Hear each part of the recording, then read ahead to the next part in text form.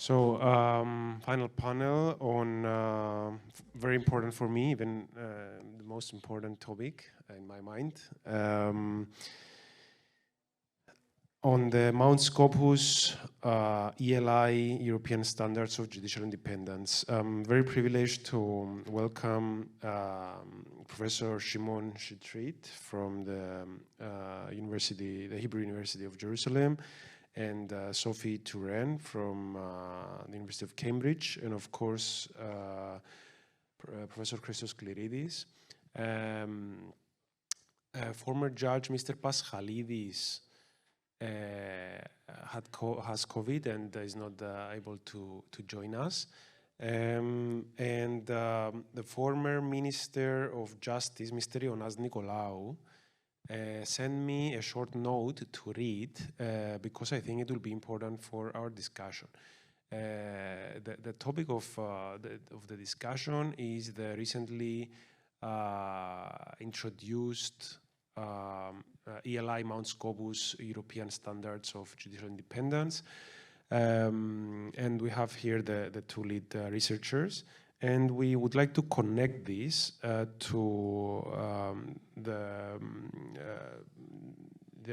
situation in Cyprus about rules regulating judges, and more specifically the process of hiring judges and the process of evaluating judges, something very important in our judicial system. I think I'll start by reading the text provided by Mr. Ioannas Nikolaou. I think it's interesting to see the background and what has happened in the last 5-6 years around the topic. Then I will give the floor to Professor Shitrit to give us an overview of the new standards. Then perhaps Sophie can comment on specifically on the process of hiring and evaluating judges as provided by the new standards. And then Mr. Kliridis can give his insights about the topic. I will start by reading Mr. Ioannas Nikolaou contribution. So, Mr. Ioannas Nikolaou, former Minister of Justice, who was who was in office when this matter was last discussed in Cyprus 4 or 5 years ago, says the following. Τα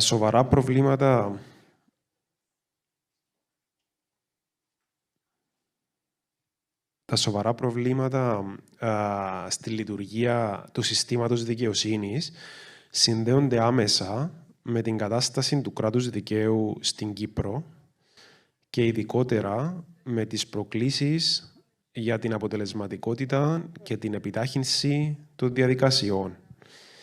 Οι διαδικασίες διορισμού, αξιολόγησης και προαγωγής δικαστών πρέπει να εγγυώνται την ανεξαρτησία και αποτελεσματικότητα στην απονομή της δικαιοσύνης.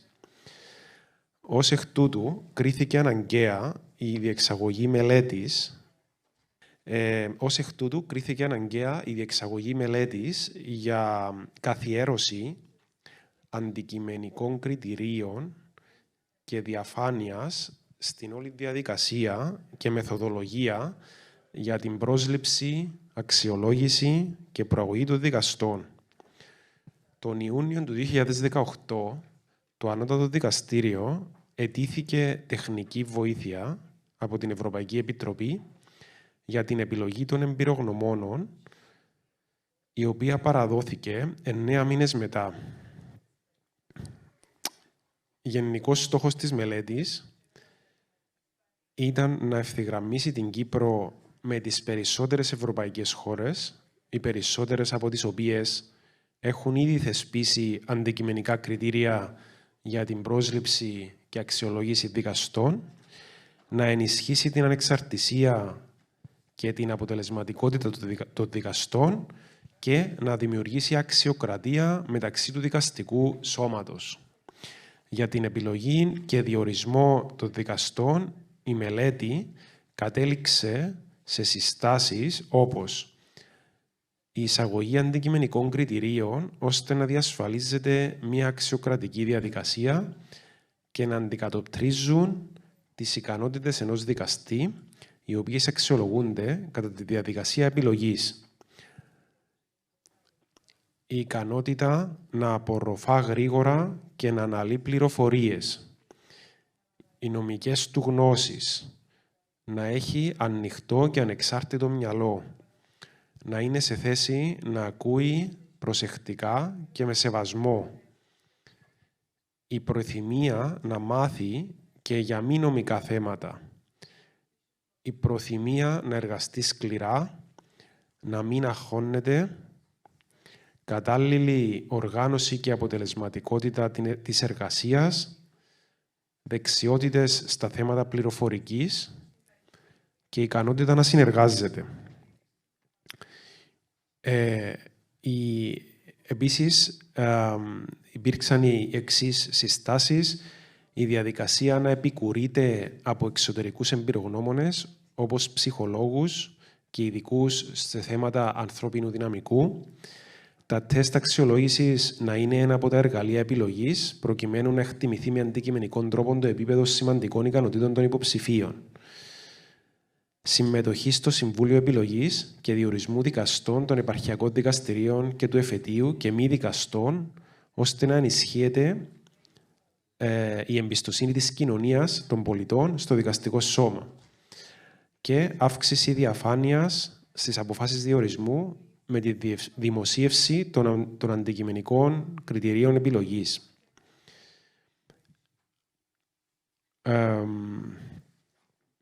Και μετά, όσον αφορά τη διαδικασία προαγωγής, προτείνονται 42 συστάσεις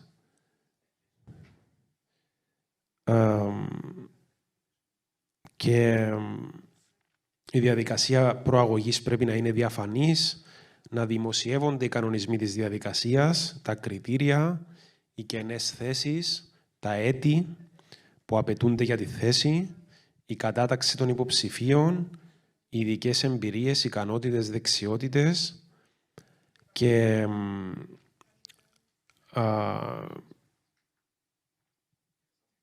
ναι, και μετά υπάρχουν και κριτήρια προαγωγής σε πρόεδρο του επαρχιακού δικαστηρίου ή δικαστή του εφετείου ή του ανωτάτου δικαστηρίου.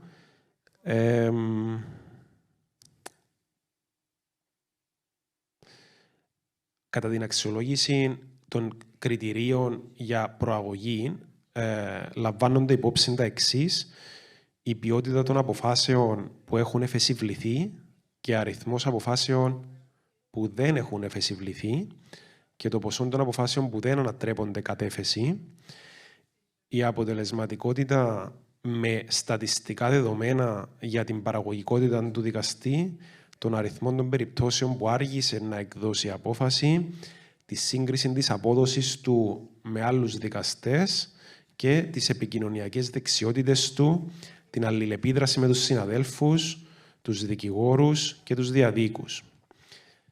Στις 9 Οκτωβρίου του 2019, το Ανώτατο Δικαστήριο γνωστοποίησε με ανακοίνωση του την καθιέρωση κριτηρίων για την πρόσληψη και προαγωγή δικαστών στη βάση της έκθεσης των Ιρλανδών εμπειρογνωμόνων.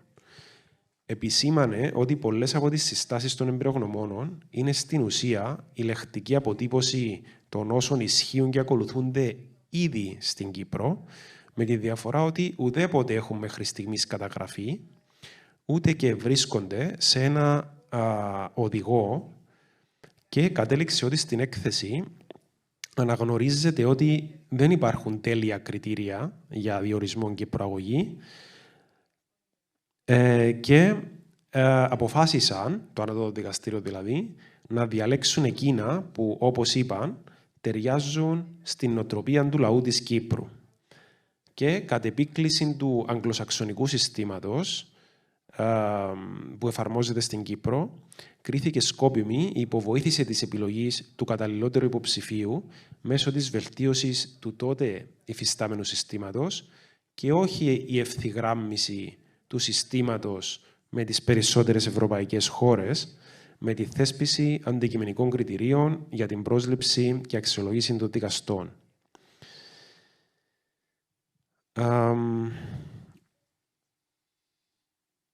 Η απόφαση για βελτίωση του συστήματος πρέπει σύντομα να τύχει της απαιτούμενης αξιολόγησης πριν από το 2025, αφού συμπληρώνονται 5 χρόνια εφαρμογής του και διαπιστώνονται ακόμη καθυστερήσεις. Αλίμονον να μην υπάρχουν περιθώρια βελτίωσης. Για ζητήματα που αναφέρονται στην απέτηση για διαφάνεια και λογοδοσία, για αποτελεσματική και ανεξάρτητη δικαιοσύνη, δεν πρέπει να αναμένουμε διεθνείς εκθέσεις. Ο εξυγχρονισμός, η αλλαγή και η βελτίωση πρέπει να γίνει πρωταρχικό μέλημα μας. Διαφορετικά θα παραμείνουμε στάσιμοι σε πρωταρχικής φύσης θέματα που επηρεάζουν το κράτος δικαίου και εμποδίζουν την βελτίωση της δημοκρατίας στη χώρα μας. Αυτά γράφει ο κ. Ιωνάς Νικολάου. Now I will pass the floor to Professor Chetrit to make a presentation of the new ELI Mount Scopus European Standards of Judicial Independence.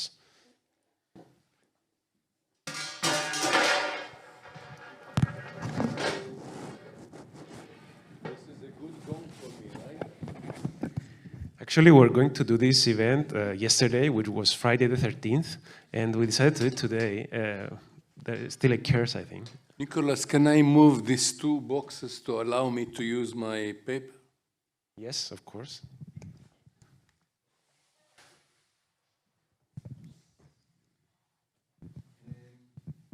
Thank you very much, Nicola, for the invitation. It is a privilege to come here and to share our thoughts on the ELI Mount Scopus Standards of Judicial Independence. We had a very long day, and I commend all the students and other participants who demonstrate very good resoluteness to stay on for such a long time, for only 1 break. And so I think this is an indication how important is this subject for them. You see on the screen, the official title, ELI Mount Scopus European Standards. We will present this topic by 2 parts. One part, as Nicola indicated, will be overview with a focus on the fundamental values, and the other section by Sophie, Professor Sophie Touraine. She will be discussing the subject that was extensively presented by Nicholas, but from the point of view of the ELI Mount Scopus standards. So, first of all, I have to say thank you to my colleagues, the co-reporters, Sophie and also Professor Frederick Zoll from Jagiellonian and Professor Leah Wortham from Washington. It was a hard work for a long time. It took about 3.5 years.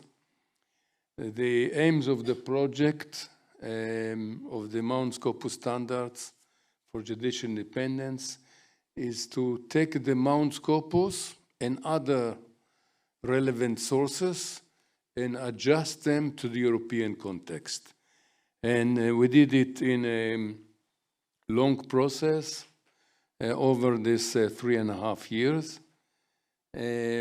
Historically, the Mount Scopus standards had a very long history. It started in New Delhi when the first draft or the first code on judicial independence was passed.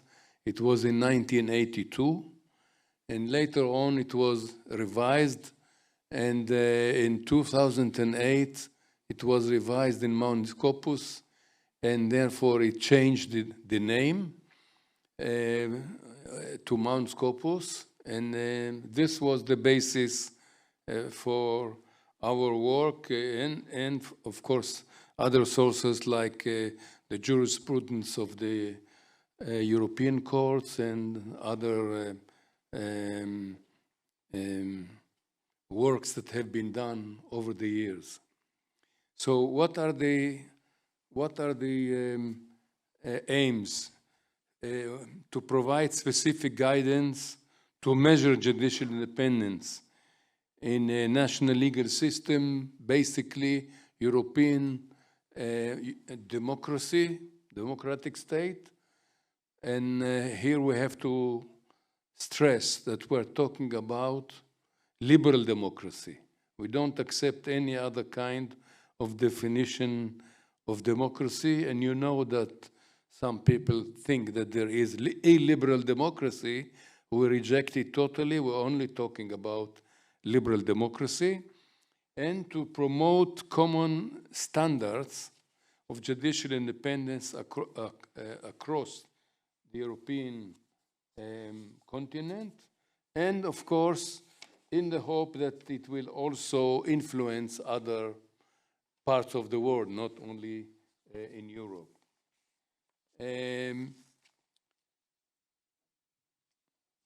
We adopt, the ELI exists over 10 years, about 13 years now, and it emphasizes in its work many issues that relate to democracy.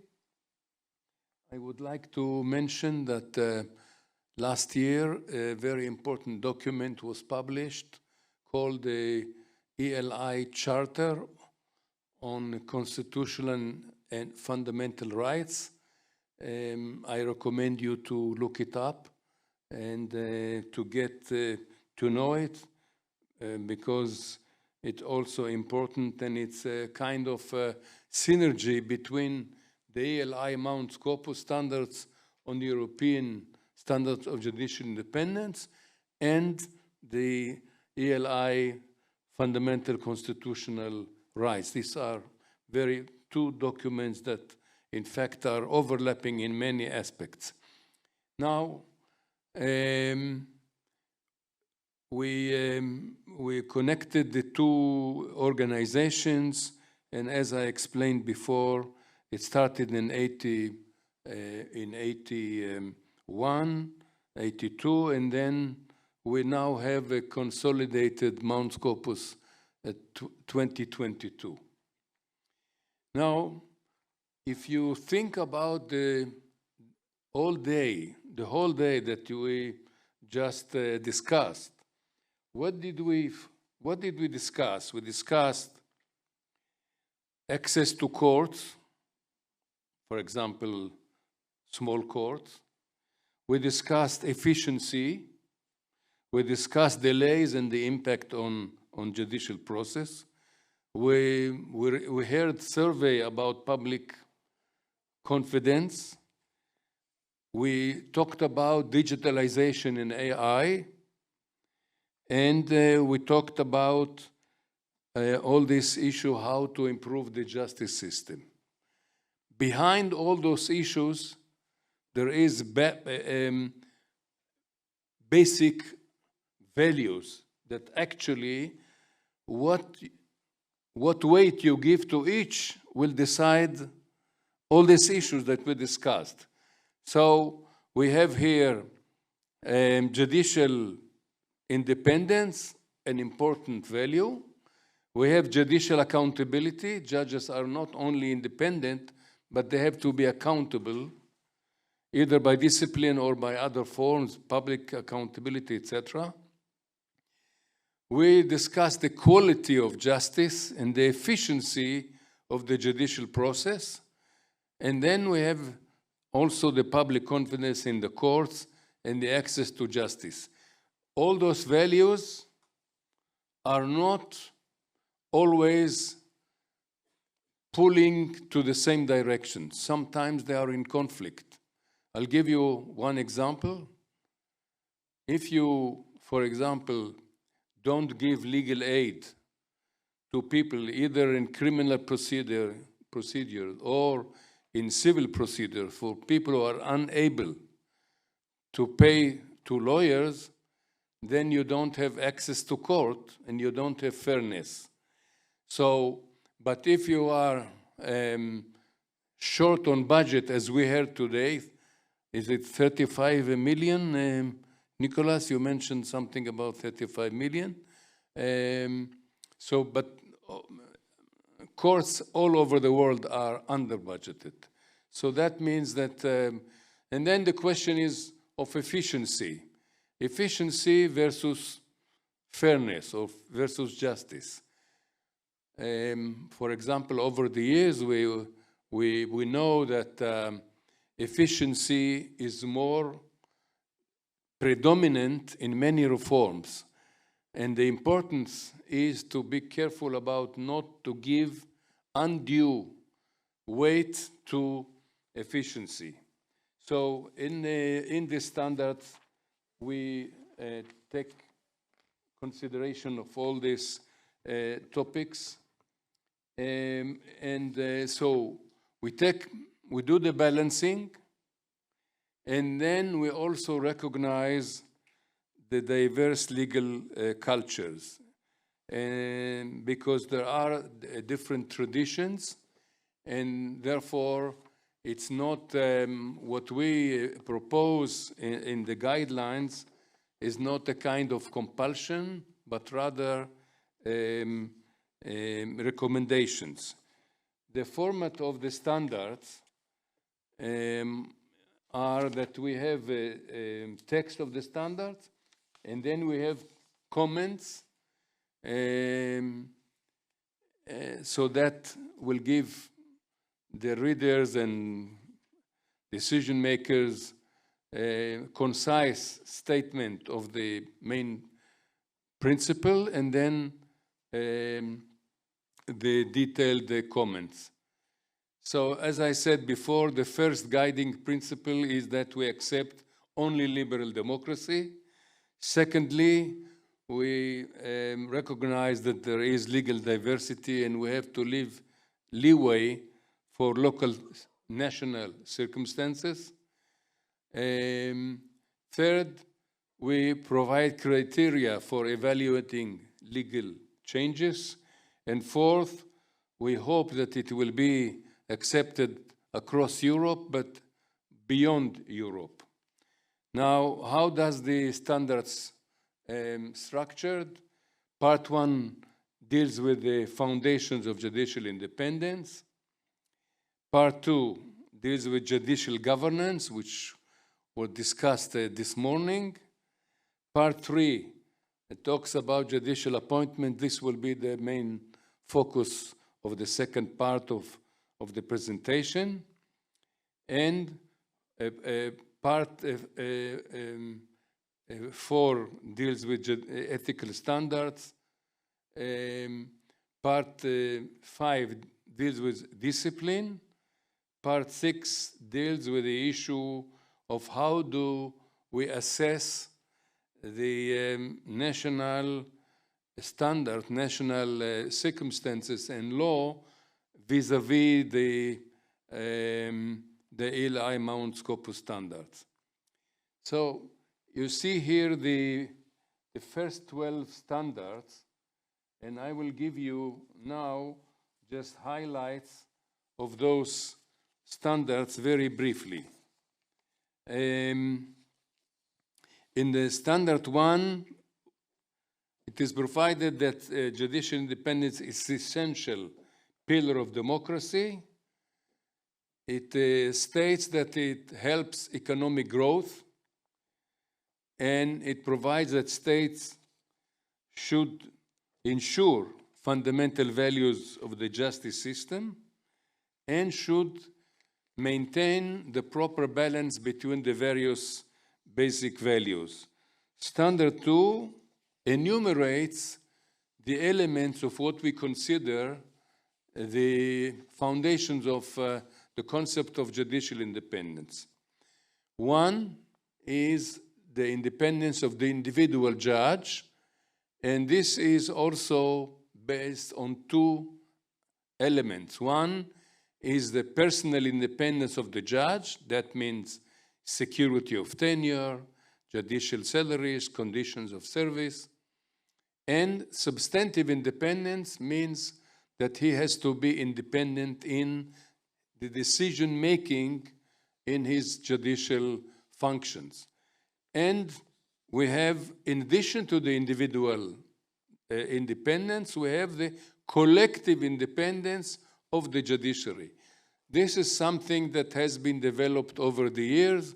It was not the classic idea.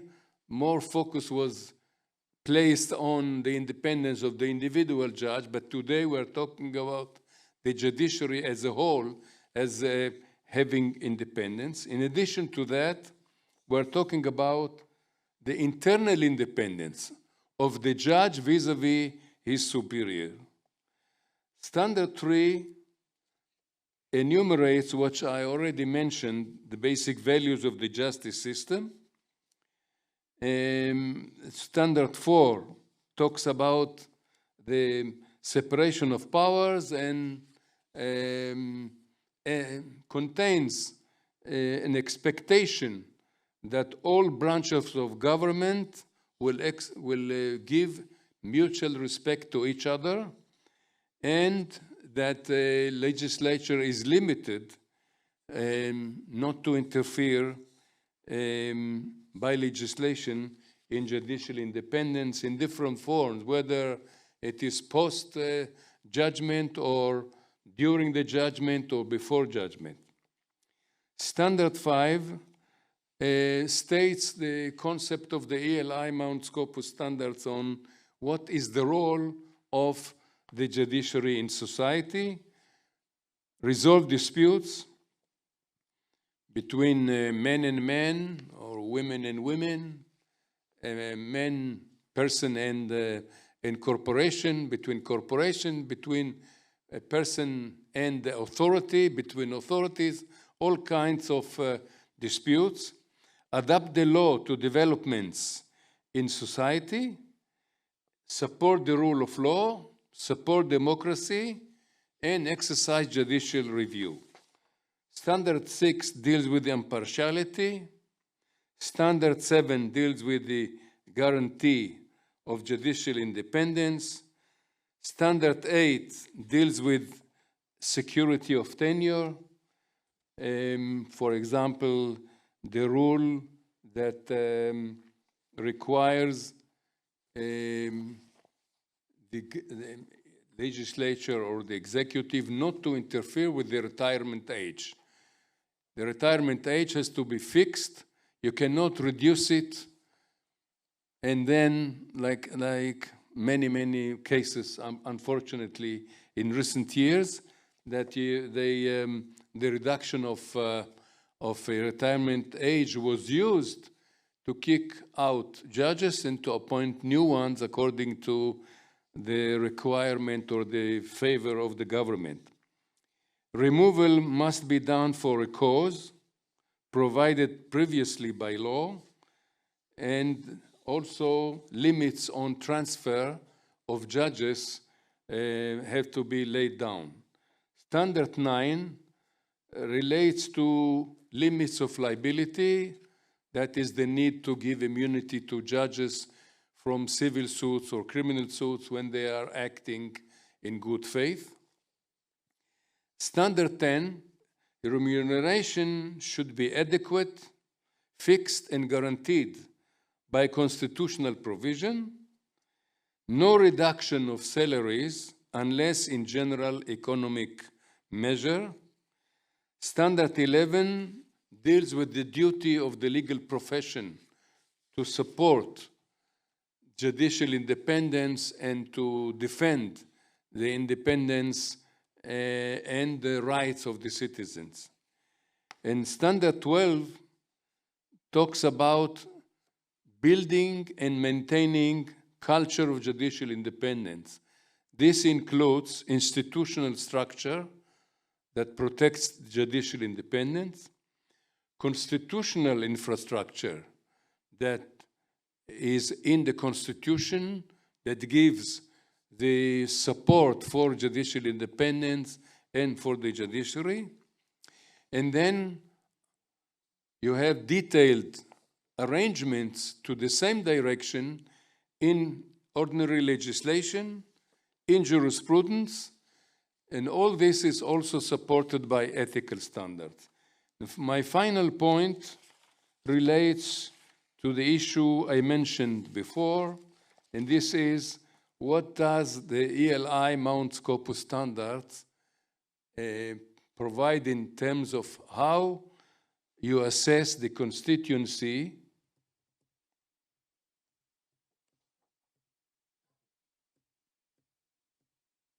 You see how I saved you time, Nicholas. How to assess the consistency of national laws with the ELI Mount Scopus standards. So Standard 38 provides that consistency with the standards is assessed not only based on the formal law, on the formal situation of independence, but also by evaluating how such guarantees operate in practice, issues that potentially threaten judicial independence, and whether formal guarantees have been misused on an ad hoc basis. The development of the European standards of judicial independence relies on the normative understanding, but also on the practical situation. But then what is important to check is that we have many times situations that a certain institution like Judicial Council or Higher Judiciary Council, which existed, let's say, in Germany for many years, was borrowed to Ukraine or borrowed to Poland, and when it was challenged, they said, what do you want? They exist in Germany, it exists in Ukraine, in other countries. The answer is, you have to check what is the intention of the legislation. If it is, according to the examination, is coupled with other measures that show that it is not good faith, and it's not just transplanting institutions that exist in one country into another. So Standard 38 warns that when we judge the issue whether a certain national law, national arrangement is consistent with the standards, we look at the whole picture. We look at the practice and we look at the intention. Thank you very much.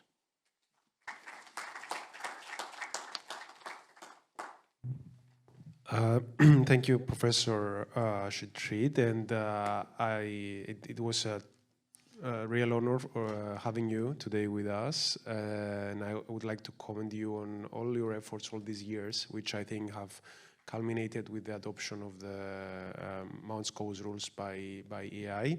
And now Professor Turen will focus on the standards on the hiring and the evaluation of judges.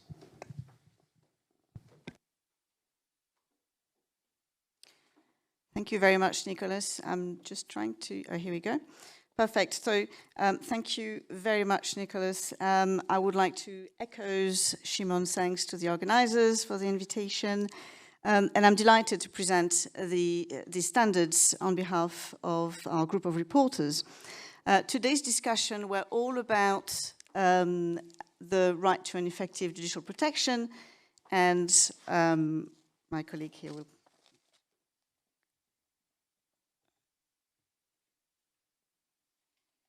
Thank you. So I was just saying that today we've been discussing the right to an effective judicial protection, and there is no effective judicial protection, we know, without independent courts. So the standards aim to promote some common standards of judicial independence across the EU on the basis that it is vital today to insist on those minimum guarantees of judicial independence and impartiality for all the judiciary in the EU. I will use today the example of judicial appointments, and by judicial appointments I mean not only judicial appointment itself, but also the selection criteria and the process and the professional evaluation and promotion of judges. So you can see here on this slide our first standard on appointments. It is fairly broad. It provides that the criteria, methods of selection, appointments, evaluation and promotion must promote the independence, impartiality and quality of the judiciary and enhance public confidence in the judiciary. And then the second point, such criteria and methods must safeguard against selection and appointment that might be perceived as biased or directed towards undermining the independence and impartiality of the judiciary or the quality of justice. So why is it so broad? Well, we know that in the area of judicial appointment, we have many different methods that apply, and many of them work quite satisfactorily. Many of them work quite well. Besides, there is often more than one method within the same legal system, each operating at a different level of the judiciary.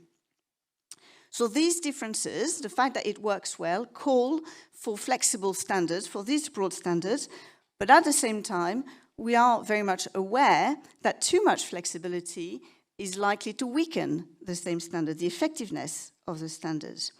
And that is why our Commons introduced some more specific guidance for interpretation in light of current and recurring issues, in order to reinforce the practical impact of the standards. To be absolutely clear then, and as noted in our comments mentioned here on the slide, we are not concerned with the extent of similarity and differences between jurisdictions, between the laws of member states in this area. We are concerned with the factors that can affect the achievement of independence, impartiality, and quality of justice, and I will say more on this very shortly. So when it comes to appointments, two significant issues emerge for consideration, or at least two significant issues emerge.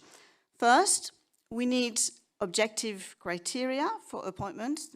We heard about this earlier, and Nicholas referenced the Ministry of Justice speech, and yet the notion of merit itself has been regularly criticized for being either elusive and giving way to self-serving judges, or being elusive and giving way to a self-serving executive.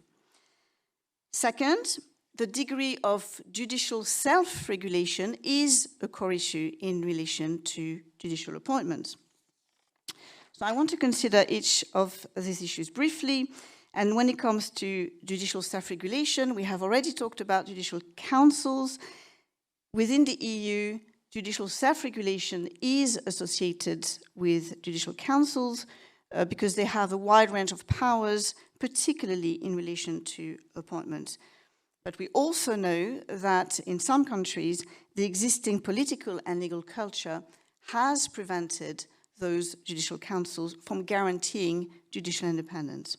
So where do our standards stand on both issues, merit and judicial self-regulation? So on merit, our standards number 25, it shouldn't say 24, it's 25.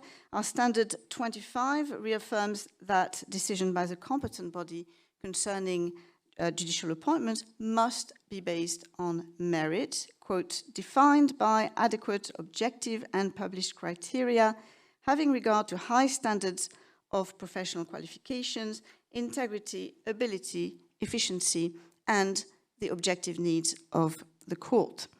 And our comments, in particular comment 25C, offer some details on the legal and judicial abilities and the personal qualities of a judge. And again, I recognize some of those in what has been said earlier. Importantly, merit may be understood differently depending on the post concerned. At one end of the spectrum of the judicial role, at the lower court level, we can see an emphasis on the professional expertise, the idea that there is here some routine judicial business, whereas at the other end of the spectrum, we see senior judges grappling with difficult issues of great political interest. So the key to merit, therefore, is to identify the weight, the balance in importance of each of the merit criteria, depending on where on the judicial spectrum the post is placed. In the case of senior judges, they carry great responsibility as an organ of government, and they may need to be more creative or wary than the lower court judges. Senior judges, in other words, speak both in the name of the law and in the name of society. So criteria for selection to senior position, therefore, may give greater weight to qualities beyond legal expertise, which a judge might be expected to show, such as mentioned in Standard 25C, mental and moral fortitude appropriate to a culture of judicial independence. But also in those comments, awareness of the social context in which legal disputes arise, where this may help to explain a law's purpose, its typical function, and its effect on people or society as a whole. So this awareness does not itself require the appointee already to be senior, and it follows that when it comes to promotion, therefore, as a common 27L provides that although relevant professional experience is an important condition for promotion, seniority must not be the primary consideration for promotion. Further reason is that, as noted in this comment, when promotion is primarily associated with length of service, choosing among candidates who are all equally formally qualified can too easily rely on loyalty to other judges or politicians. So instead, we suggest that it is important to base promotion, like initial selection and appointment, on qualifications, integrity, ability, efficiency, and the objective needs of the court. Second, turning to my second point, I mentioned that the degree of judicial self-regulation is a core issue in relation to appointments. The issue is best understood, we suggest, by considering how far we need to avoid political influence in judicial appointments and how far we need an independent body representing the judges to make the appointments. In this respect, unsurprisingly, our standard number 24, the one I read earlier, affirms that political considerations cannot prevail upon merit. It doesn't follow, however, that the appointment process itself must also be insulated from politicians. The involvement of politicians, we know this, may in fact give greater legitimacy to judicial appointments. So our standard 24 therefore occupies the middle ground and with an emphasis on the need, quote, to safeguard against selection and appointment that might be perceived as biased or directed towards undermining independence, impartiality, or the quality of justice. So on the extent of judicial control over the appointment process, in concrete terms, our standard 28 endorses the common use in European systems of some independent advisory or recommending body to select candidates for appointments. And under standard 28, quote, the membership of the selecting body for appointment as a judge or for promotion within the judiciary must be properly qualified, diverse, balanced, and composed in a manner that avoids bias, perception of bias, or any other improper motive. In this respect, our standards, the comments expressly note that there is no single appropriate model in setting up a selecting body. Instead, what matters is the manner in which its members are appointed and the manner in which the composition of that selecting body guarantees that it will work effectively and that it will be independent. So in concrete terms, when we look at the selecting body, we need to consider who the selecting and appointing authorities are, what role the judicial community plays in that process, how decisions about appointing judges are made, and the guarantees of independence in relation to those factors. To illustrate each point briefly, in point 28H, we maintain a majority of judicial representatives in the selecting body and a clear separation and independence from the legislative and executive powers as a guarantee of professionalism and independence. So we say that the membership of the selecting body must normally include a majority of judges chosen democratically by other judges without undue pressure from judicial hierarchies. At the same time, comment 28I also endorses the participation of lay members, understood broadly as non-judicial members, in that selection process. And this is because we know the inclusion of lay participants in a selection panel can be seen as a way to open a closed judicial system and therefore as a way to reinforce the integrity of that appointment process. And we go further in concrete terms. We suggest that the lay members should include legal professionals such as lawyers and legal academics. We also take a view about civil society, but essentially we emphasize that the appointment of non-judicial members should be entrusted to non-political authorities. And to be absolutely clear, we also specify that lay members should not be active politicians or members of the executive or the legislature.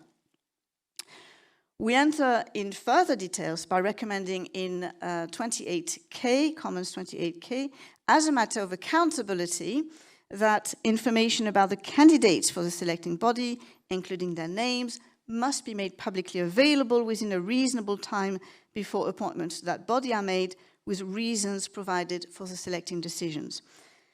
So this degree of information, all this comes back from the discussion we had and in light of problems, recurring problems that were raised and are apparent also from the case law of the Strasbourg and Luxembourg courts.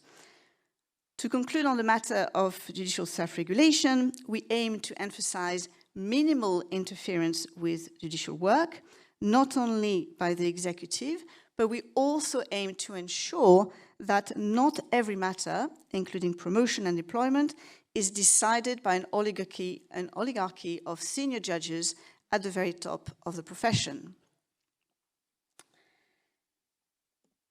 So next, when it comes to how decisions to appoint judges are made under Standard 26 about fair and transparent procedure for appointments, we assume two procedural stages: selection followed by appointments, since we note there this two-stage process prohibits unilateral appointments and limits opportunities for patronage by restricting the discretion of the selecting and appointing bodies. Since our concern is to restrict the discretion of the appointing body, the standard's preference is that the appointing body should nominate only one candidate per vacancy, as expressed in our Standard 26 Comment I.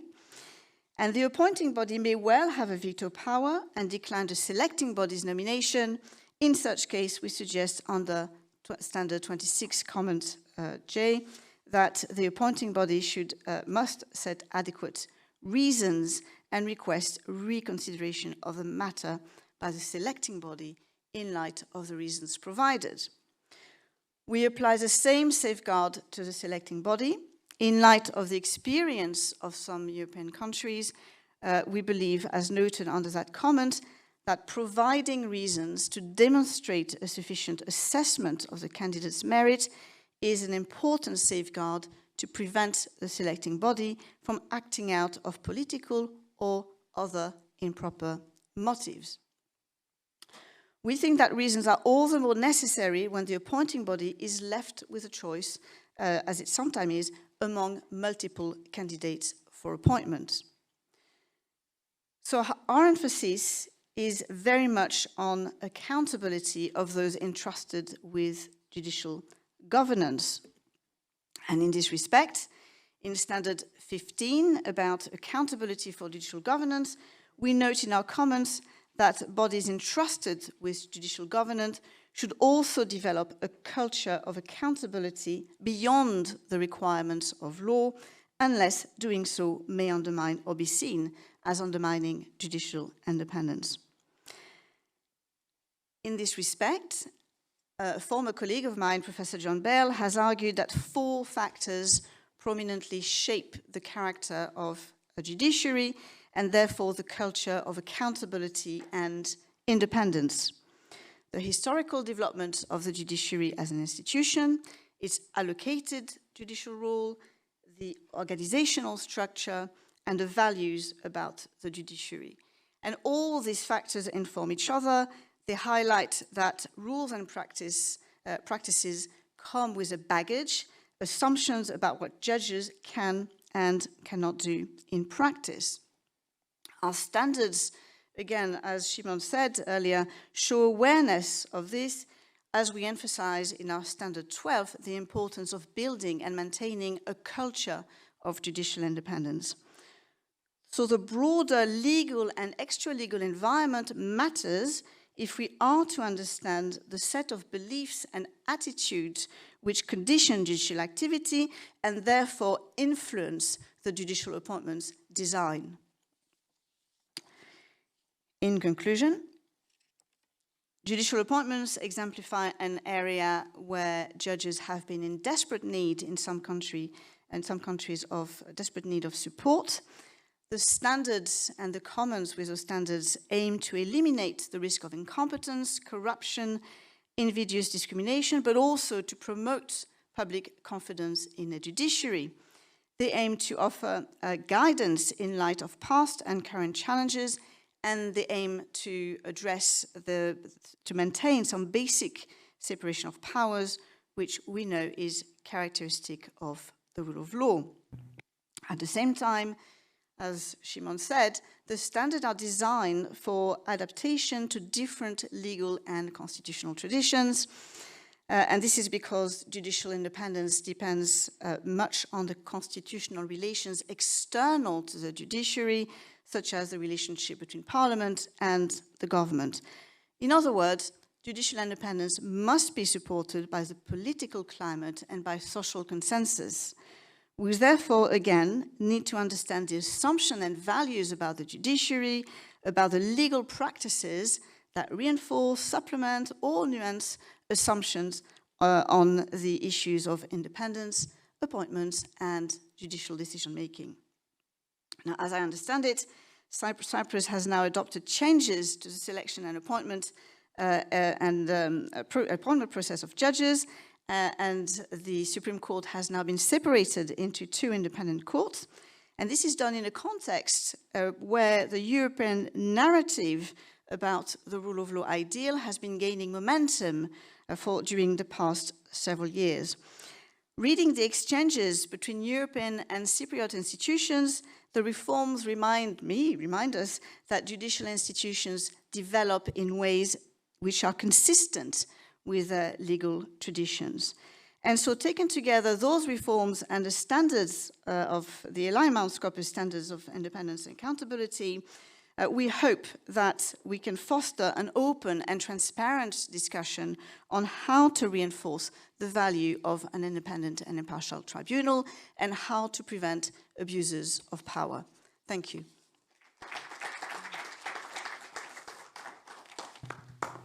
Thanks so much, Sophie, and congratulations for this excellent work, and thank you for presenting it to us. And now I'll give the floor to Dr. Kliridis for 5-7 minutes. You can go to the podium for any remarks, suggestions, comments, and also how you experienced this discussion about regulation of judges during your time as a president of the Bar Association. Thank you, Nicholas. Thanks again for the invitation.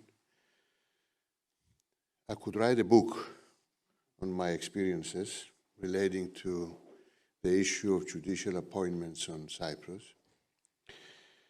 In Cyprus, under the Constitution, there is a Council of Judicature which is responsible for the appointment of judges. And in accordance with the Constitution, this council is composed of the judges of the Supreme Court.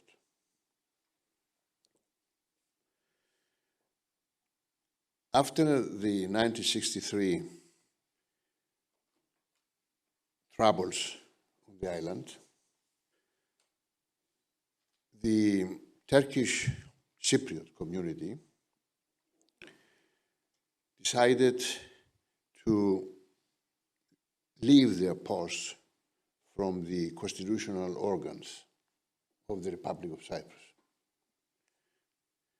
As a result, there was an imminent collapse of the constitutional order, and a law was enacted, the Administration of Justice Miscellaneous Provisions Law, 1964, based on the law of necessity, in accordance with which, by legislation, amendments were carried out to the operation of the two highest courts of the land, the Supreme Constitutional Court and the Supreme Court. They were unified into one court, the Supreme Court of Cyprus. Now, as far as the appointment of judges was concerned, and in view of the fact that the Turkish Cypriots did not participate anymore in the Council of Judicature, the provision made was for an organ, a Judicature Council, in which the Attorney General would participate along with the judges, and every 6 months, I think, by rotation, a senior advocate.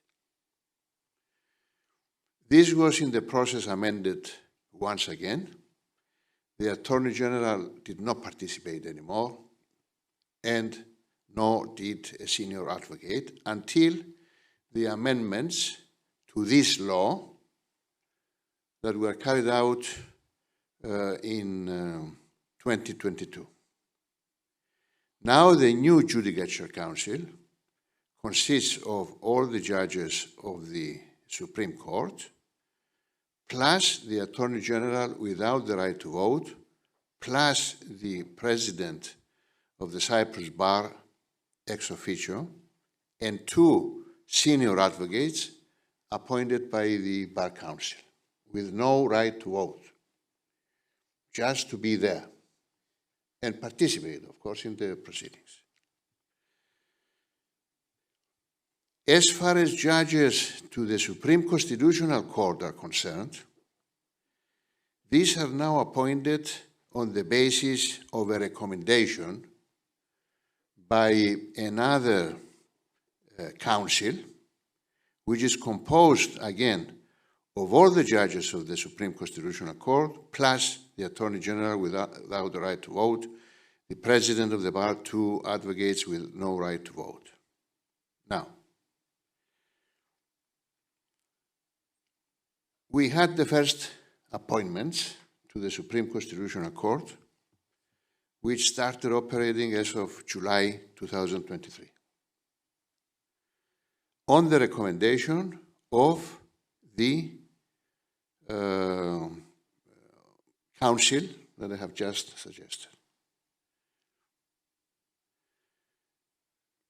Although provision was made in the law that the emphasis should also be given to the appointment of judges from the profession,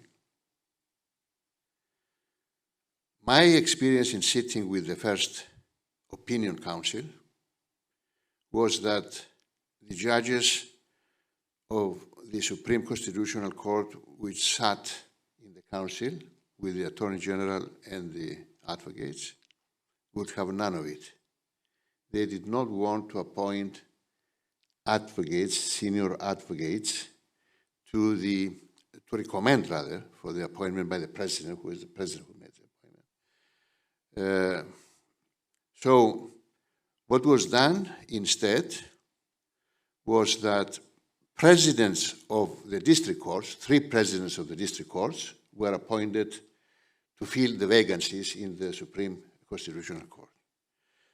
The argument was that advocates do not have the necessary experience.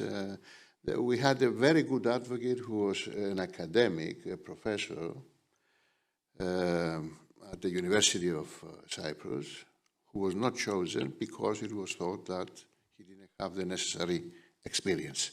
Although in constitutional courts in most countries, academics are chosen or are recommended.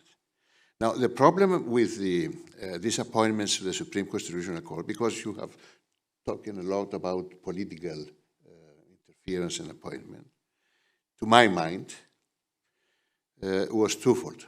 First of all, the Attorney General was an ex-minister. He was an ex-minister of Justice who sat in this council. Secondly, the problem is that the President appoints on the basis of the recommendations of this council the judges to the Supreme Constitutional Court, who would very soon thereafter sit on a panel that will decide cases referred to by the President of the Court on grounds of alleged unconstitutionality. So you have a President appointing judges of the Supreme Constitutional Court who would then sit and decide references made by him as a party to the proceedings as to the constitutionality of the laws. This, to my mind, creates problems. In any event, it gives the impression that there might be some tit for tat.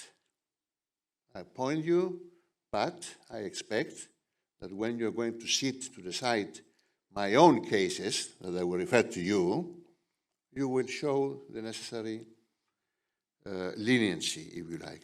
I'm not saying that it happens, but what I'm saying is that on the basis of justice must not only be done, but seem to be done, it is inappropriate, to my mind, to maintain this procedure. Now, as far as the other judges are concerned, appointment to the appeal court or the district courts, the lower courts, these appointments are made by the Judicial Council of the Supreme Court. The judges of the Supreme Court sit there. And the practice that has been followed all these years is one of seniority. In other words, the Judicial Council decides on the promotions from district court to the office of senior district judge, then to president, and then from president to the Supreme Court. We never had, in all the years of the Republic since 1960, 60 years or so, 64 years, an appointment of a senior advocate to the position of either senior district judge or president of a district court, or to the highest court, the Supreme Court, by the president on the recommendation of the council. there was this practice that once you become a judge, then it's a question of time, promotion, to reach the highest court of the land. Advocates were excluded. Although by law they were entitled to be appointed, they were never appointed. Now, in order to change this, I pressed for an amendment of the law so that the law states specifically that the necessary consideration should be given to the need to enrich the judiciary through the appointment of senior advocates. I put up a strong fight in the Judicial Council and at least managed to appoint 2 senior advocates at the appeal court. For the first time in Cyprus, they sat in July 1st, 2023, in the appeal court. His Honor Pigis, a senior advocate, and Iphigenia Stylianidou, who sat also was appointed in the appeals court. There were other candidates also from the profession, but they were not appointed. But I'm very pleased that for the first time, we had appointment of senior advocates to these courts. I will say a few things also about the criteria for appointment of district court judges. The first appointment, I will finish because it's getting too late. As I said, I can speak for hours on this. The criteria for the appointment of a district court judge, first appointment, is 6 years practice. Now, and of course to be of high moral turpitude, which is standard in all judicial appointments. 6 years practice, in my experience and in my opinion, is not enough. Lawyers with 6 years practice in Cyprus, they hardly ever done a full hearing of a case.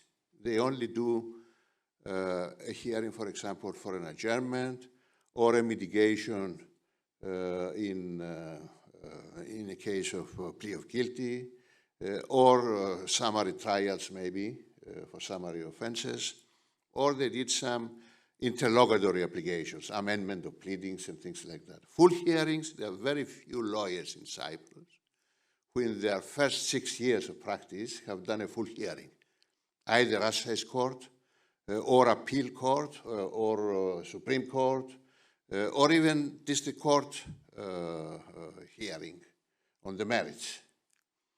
So the 6 years let down is inadequate. And we have the problem, unfortunately, that we have appointments of judges on the basis of an oral interview.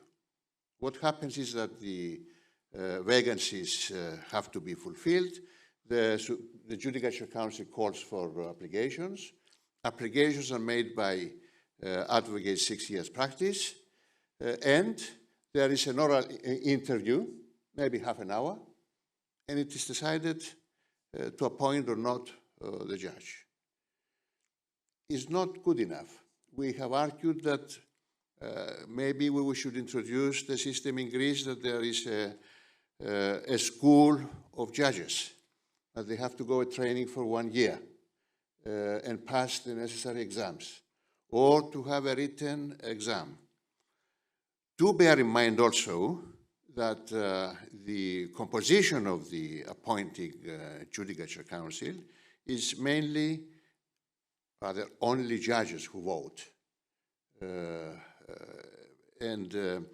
As in England, we pointed out that the appointing council is composed of judges and laymen. So to be more transparent in the process of appointing judges.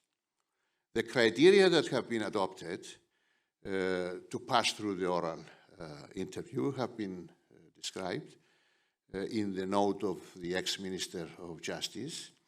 It was a question of cherry-picking from the criteria that there was a recommendation to adopt. They just adopted some of the criteria. So you end up having junior advocates being appointed on the basis of inadequate criteria and on the basis of an interview. So we still have a long way to go. The Gregor report and the rule of law report of the European Community and the Council of Europe have made important recommendations that still need to be implemented. I don't want to go into this now, but they are very important and due consideration must be given to them. So progress has been made, but we still have a long way to go to have the best to be appointed for this very important post. Thank you very much. Thank you very much, Dr. Clearidis. Any final remarks? No? We're good? We're too tired, I think, all of us. Ais? I have a suggestion for you, actually. I think that it will be very enlightening if next year you include in the research you will do for the symposium to look into the motivations that lead people to apply for judicial positions. Because I hesitate to say more because I will be assuming things, but I sense that it will be enlightening. And I do not think that the motivation for most of the applicants, successful or not, is what at least what should be. Thank you. Good point, thank you. I would like to thank all of you for this very interesting panel.